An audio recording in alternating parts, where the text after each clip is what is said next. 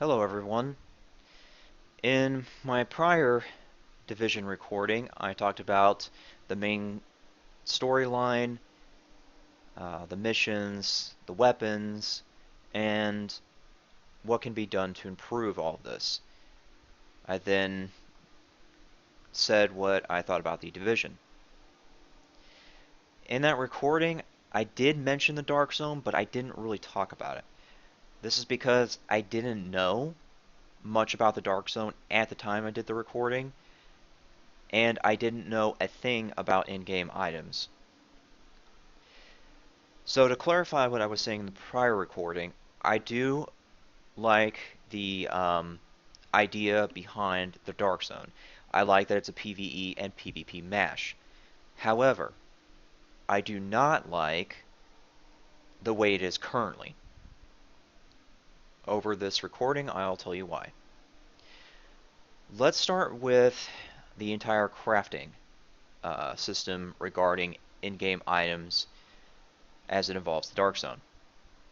So, when you reach Dark Zone level 50, you're able to purchase the blueprints from the normal DZ Zone safe house vendors and the Phoenix Coin DZ vendor at the safe house at the very north part of the Dark Zone. The Phoenix Coin vendor at the north end of the Dark Zone has different items than what's at the Tech Wing back at base. You will need blueprints from both of them. The blueprints from either one of them will eventually help you get to in-game stats. To get there, you need a lot of materials. I will point out that I know some people who have farmed over 1,000 materials and still have not reached their build.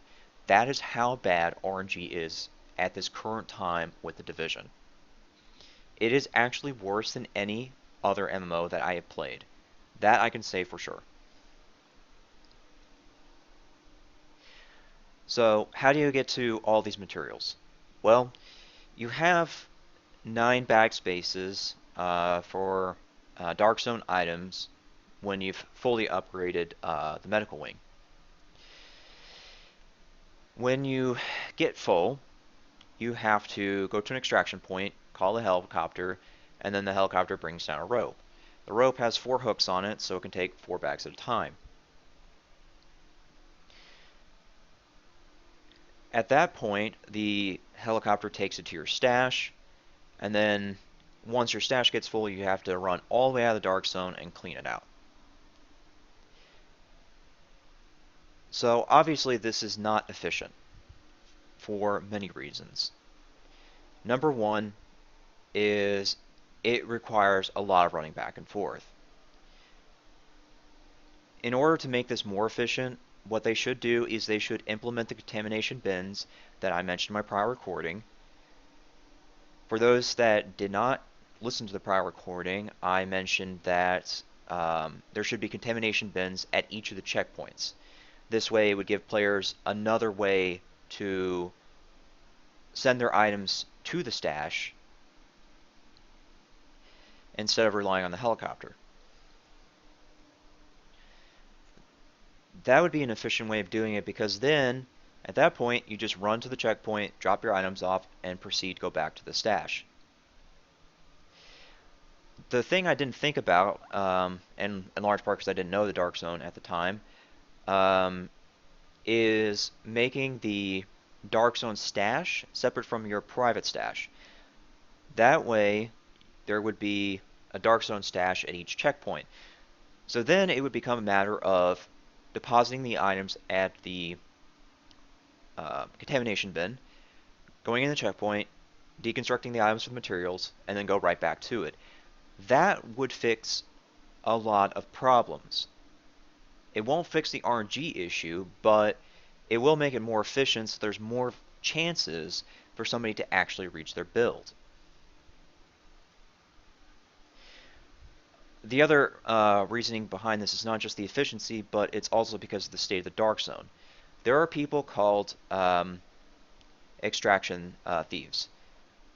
this is the common term that I've seen used for these people.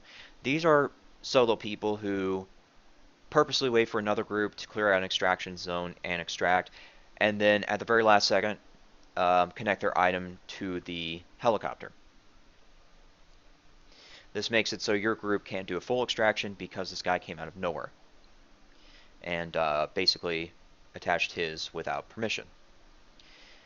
Because there's a constant fight over extraction thieves, um, it does take a considerable amount more time to actually get things done. As far as that's concerned, the contamination bins and the stash at the checkpoints would help with that. Another thing too would be locking the helicopter down so that whoever called the extraction is the only one that can extract from it.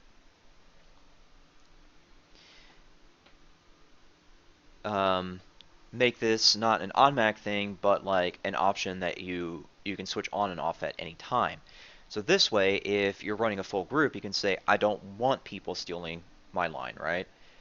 But if you're in a group of 2 or 3 and you happen to have a spare slot, they can be like, we'll allow, 1 or 2 slots, right? That would help reduce the extraction theft.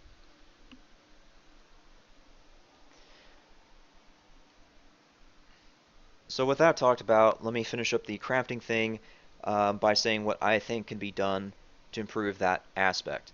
The RNG is, as I said, terrible. What I think they could do to get around that is make a separate crafting station that gives you guaranteed rolls on an item, but require like over 4 times the materials. People told me when I brought up this idea that it would ruin the in-game grind. No, it wouldn't. If you make it so an item needs 100 fabric and 100 electronics per craft, you're gonna eventually run into roughly, what, 600 materials? And that's just on the armor. That's not including the weapons, right? The other thing too it will do is it will increase the amount of experimentation for builds. Right now, the RNG is so bad, there is no room for experimentation, so people aren't really like discovering new builds or thinking of ways to defeat current builds because there's no system for them to do so. Even if somebody did manage to craft all the gear that they wanted to, there is always room for them to go and experiment with new builds. There is a chance that people will spend another 600 materials just to play with a different build to see what works for them. That is my thought on that. Let's move on to builds now. I did just mention builds, and yes, there are builds and build guides out there for the division.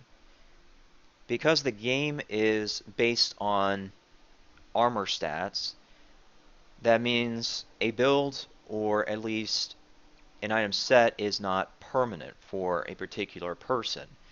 In other MMOs, your stat spending would be permanent. With the Division, it isn't because of it being based on items. This means you can rotate your stats around as much as you want. There are 3 stats. There's stamina, electronics, and firearms. Firearms increases your damage, stamina increases your health, and electronics makes it so you do more with your skills. So right now, the numbers with everything are broken. The other factor with builds is most people don't get the number game and the aspect of it being broken. What I'm talking about is it's beyond possible to one-shot rogue agents in the DZ. I'm not talking headshots, I'm talking center mass torso shots. It is beyond possible to do that without exploding bullets right now. The reason being, the numbers are broken. The other reason being, again, is because people know how to build. That's why one of the builds that I'm most familiar with works so well. It's called the tank build.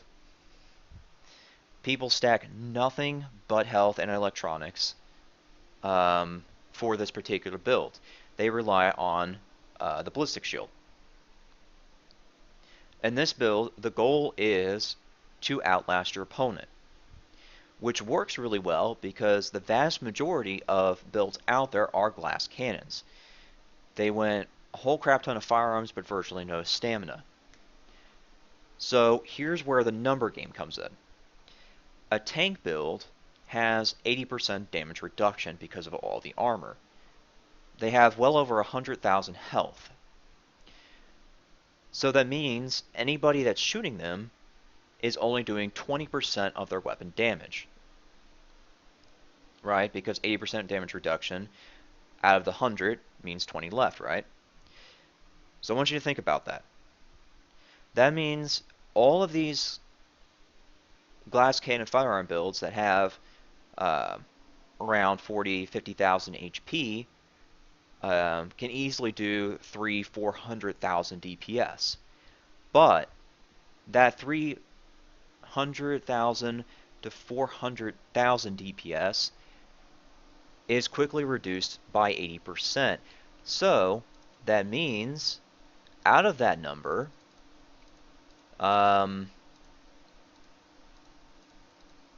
you're only doing roughly 200,000 some odd damage to the tank. And that's just the DPS. That's not the actual damage stat, right? So let's just say that it's a Vector V. That's the most common weapon right now for any build. It does roughly 10 to 14,000 damage on its own. So that means roughly it's going to take an entire clip to even reach around 80,000 health. And again, that number is being reduced by 80%. So it will take exactly 2 to 3 clips to actually do any more than 50,000 damage because of that huge reduction. So tanks, while they're based on the ballistic shield, health, and all of that, the way they get damage is by that RNG roll. Because some items roll ballistic shield damage, then that means they're actually able to do damage while it's on without the use of the firearms. The other thing that makes them so deadly is because they get the mask that says that whenever they would normally take damage, they gain health back or something like that. So the way that works is because the ballistic shield counts as armor, that means if somebody manages to flank them, and they end up taking damage from the rear, but another person is shooting them from the front and hitting the shield, they're getting health back from the person shooting at the front to replace the health being lost from the person shooting in the rear. Because the ballistic shield health on most tanks is around 300,000, that means they have a 300,000 health buffer on top of the normal over 100,000 health. So even if you manage to break the shield, you still have another 100,000 health to deal with. Now, people say there's got to be a way to defeat this build. Well, the only way is tank versus tank, really, if you think about it, because you have to survive a bunch of damage coming from them. Right, because that's where tanks are so dominant, is because their damage isn't being reduced on these glass cannons. However, they're reducing the damage on the glass cannons. So they don't have to do that much damage to kill somebody because of the low HP, right? So increasing your HP to go after the tank is the only solution. And people say, well, what about tech and all that? Yeah, tech actually can work, but only to an extent. The latest tank build that I've seen, they have 100% blind resistance, 50% shock, 50% burn, and 30% bleed. Obviously, this is somebody that spent a lot of time doing this build, but it goes to show that once you reach that RNG level, you're pretty much immune to most things, right?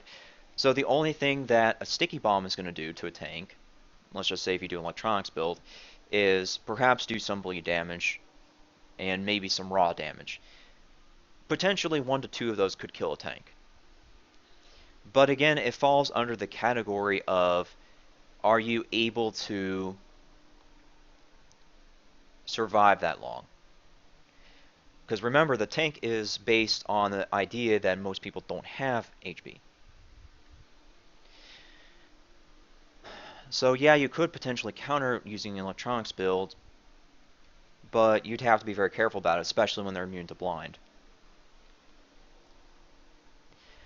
The current way I'm thinking of dealing with that and creating a balance build is creating a bruiser. I've noticed that it's possible to reach 6,000 in one stat, right? So what I'm thinking is, let's just assume that you are able to reach 6 in one stat. Let's split the difference, right? Let's put 3,000 firearms and 3,000 health. Run the normal tank build. Go max armor. Get all the HP you can. But at the same time, build a little bit differently. Because now, instead of a shield, right, you're focusing on actually doing damage with the firearms. This means using shotguns, sniper rifles, and that kind of thing. So obviously the weakness to this build would be electronics. You wouldn't be able to heal yourself real well. The tank can, because it has an electronic stat. Well, the fix to that is a talent that shows up on the backpack that gives you 13% of your firearms or stamina into electronics. Assuming you're running 3,000 firearms, then that would mean you would get 390 electronics on top of that. I think the base electronics is like 540, so that would put you to 930. Then the other thing you can do to increase that further is hoping RNG is actually kind to you, and you can roll one of the yellow holsters from the blueprints and get all the stats on it, which I think is going to be like another 500 electronics, assuming you roll well. So that puts you at 1430. 1430 is definitely a good amount. It's not going to be as good as a tank, but it puts you roughly 570 away from 2,000 electronics. At that point, you can more than likely fix that with mods at that point, if you really want to. I don't know, that's just my current thought. Maybe somebody who knows more about the division than I can say whether or not that would help. But the point is of this entire conversation is to show you the level of numbers involved, the fact that it's not really balanced, and also show that there is a lot of thought process behind doing a build. So that's why I think that increasing the amount of materials it takes to make an item is still a valuable option, and that it won't ruin the game. Because right now, all we can do is just theorize, because we don't know every single talent in the game that can be assigned to a high-end item. In addition to that, there's a lot of numbers going on that we can't see until we reach those items. But yeah, that's my thoughts on the Dark Zone portion of the division. It needs a lot of work, and right now I don't like its present state. Hopefully, Ubisoft will listen to the players, including me, in this regard. I know that's asking a lot, considering game companies say they listen to their fan base, but in reality they don't. People like me who sit here and physically spend the time to say that this is the fix that we need, possibly, I can post in the forums, and instantly within 2 hours, my post is on the second page, because there's so many flipping people posting at one time. In addition to that, people aren't going to really respond to a post like mine. But yeah, that's all I have. Thanks for listening.